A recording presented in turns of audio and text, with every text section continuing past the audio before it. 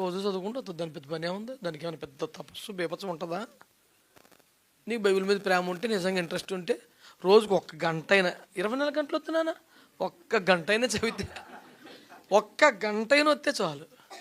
నువ్వు ఆ గంట కూడా చదవకుండా క్యాలెండర్కి అంకితం అయిపోయినటువంటి అత్యంత బలహీనమైన, కోమాలో ఉన్న, ఐసీయూలో ఉన్న, వెంటిలేటర్ మీద ఉన్న క్రైస్తవుడు అయితే నేనేం చెప్పలేను. 24 గంటలో గంట ఇవ్వకపోతే నువ్వు వెంటిలేటర్ మీద ఉన్నోడివే. ఎప్పుడొకప్పుడు ఎందుకన్నా మంచి శుద్ధీకరించుకొని సిద్ధపడి ఉండు.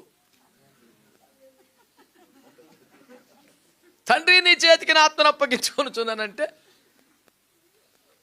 కన్ను మూస్తే కన్ను తెరిస్తే ఆ పాట పాడుకోవచ్చు. దేవుడికి స్తోత్రం, మీకు వందనాలు.